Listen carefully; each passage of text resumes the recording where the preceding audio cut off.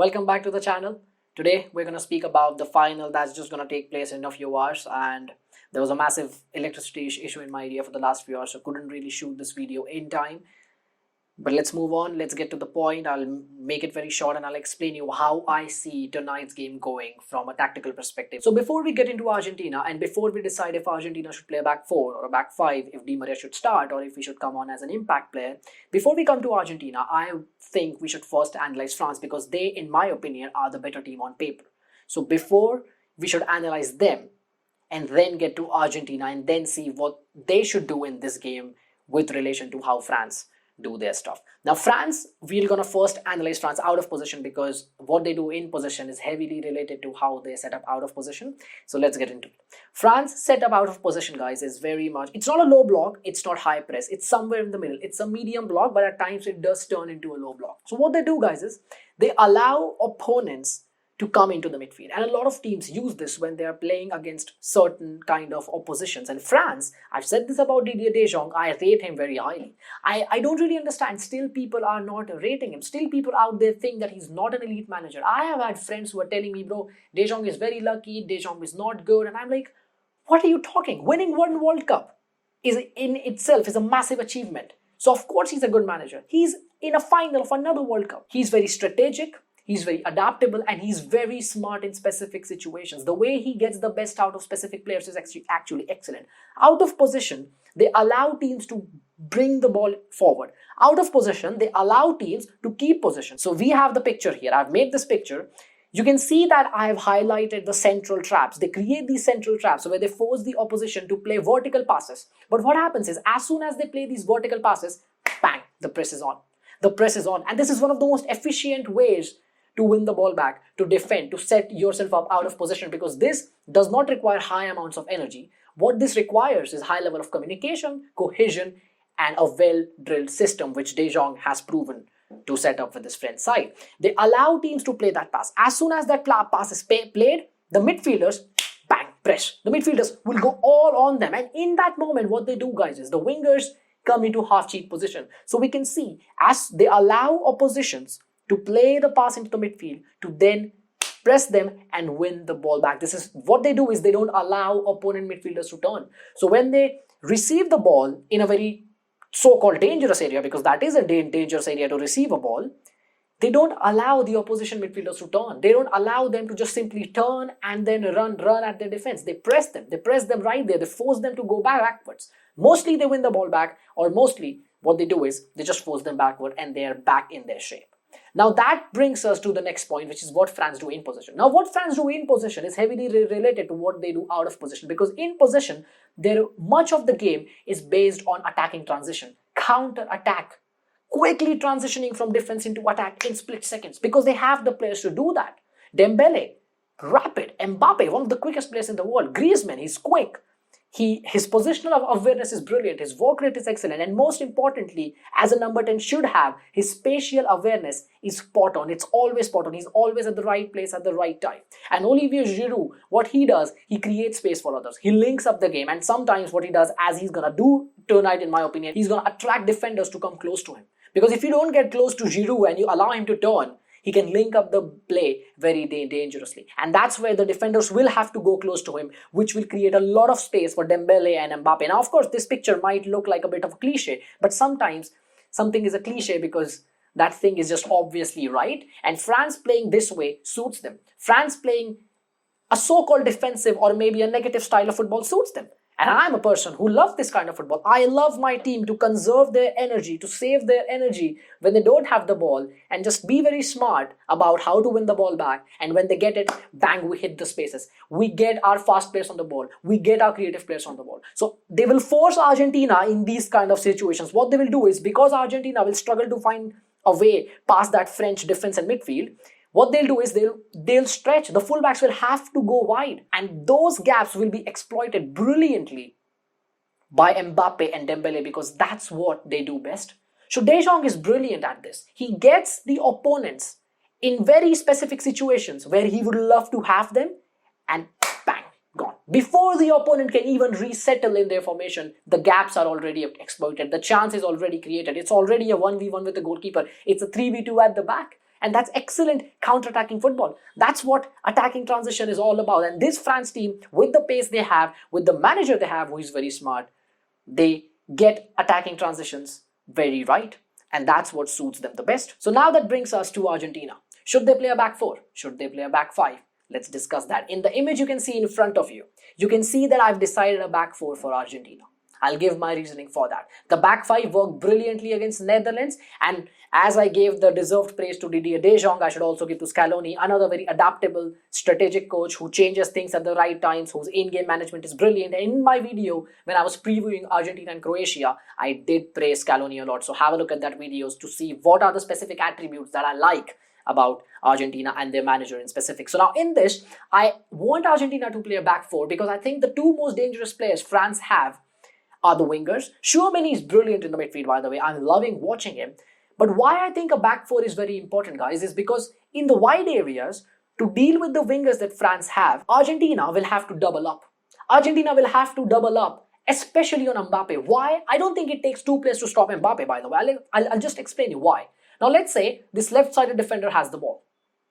He plays this pass into Mbappe. Now what's going to naturally happen is Mbappe is right-footed. He's going to look to go on the inside of this fullback. That's where I think someone like Rodrigo de Paul, who I think should be playing in the wide areas. And I want you to listen to me very carefully in this particular instance, because I'm going to bring my point to Paredes as well, which relates to why they should play a 4-4-2 or specifically a back four.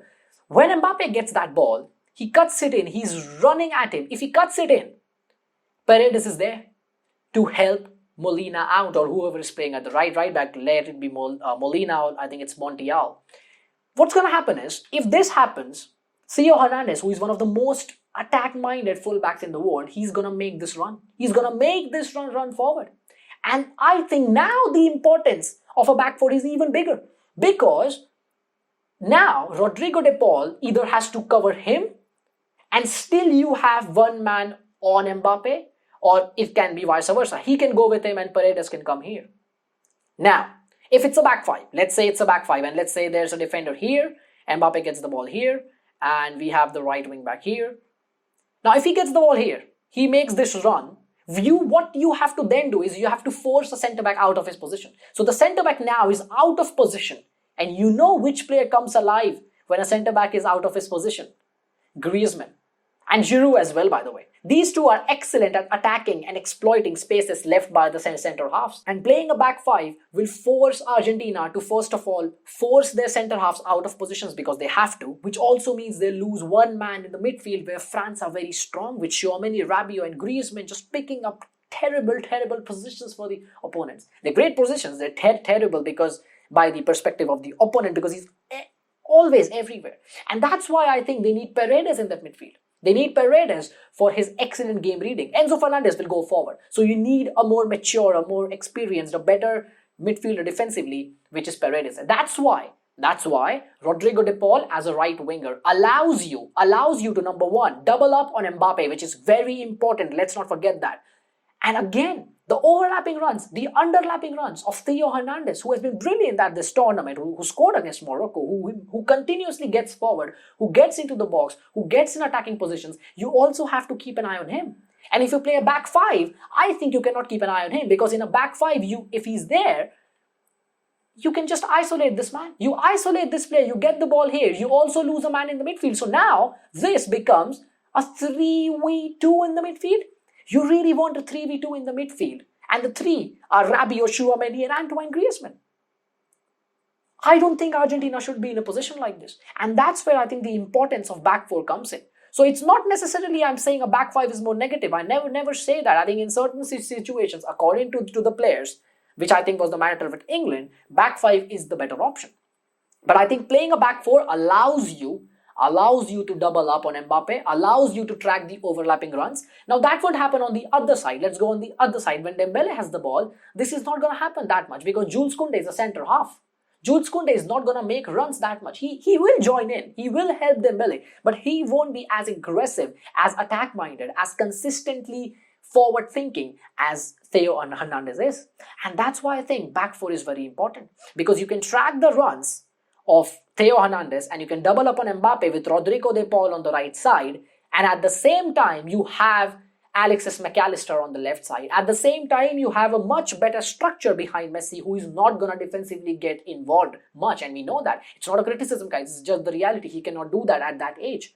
So because a back four helps you to double up on Mbappe, helps you to track the overlapping run of a very attack-minded fullback, helps you to not get outnumbered in the midfield, and also helps you to create a much solid structure behind Messi, I think back four, and specifically a 4-4-2 or a 4-4-1-1, what do you want to call it, is a much better option. And what I want you to do is, I want your thoughts on this. I want you to comment down or to mail me or to connect with me on any of the platforms that I've listed below in the description, and let me know if you agree with me. Let me know if you think it should be a back five. Why should it be a back five? Why do you think I'm wrong? And you connecting with me is, trust me, the most beautiful thing in the world. I love to talk to you guys.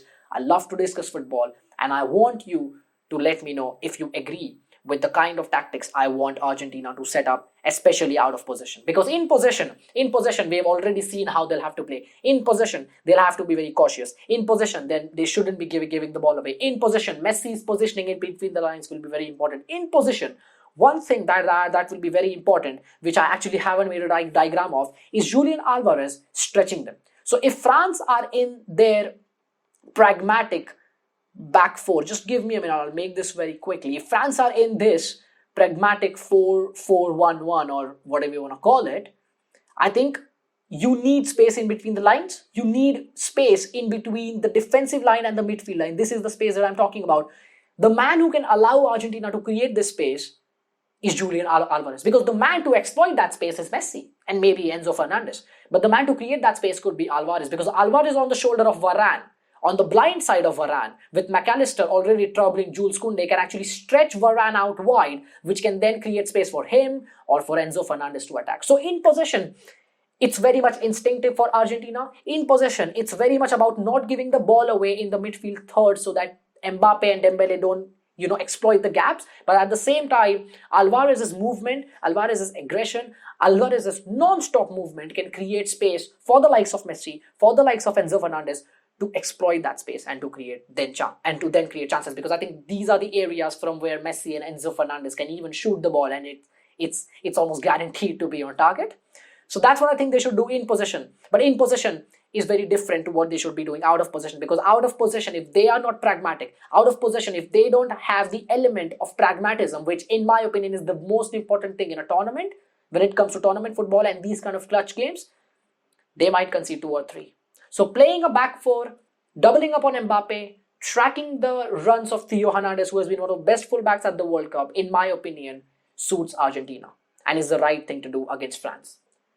With that, I come to the end of this video. Comment down, let me know if I'm right, let me know if you disagree, let me know if anything that I've said was, just wrong or something that you disagree with, and I would love to get connected with you through any platform that you contact me.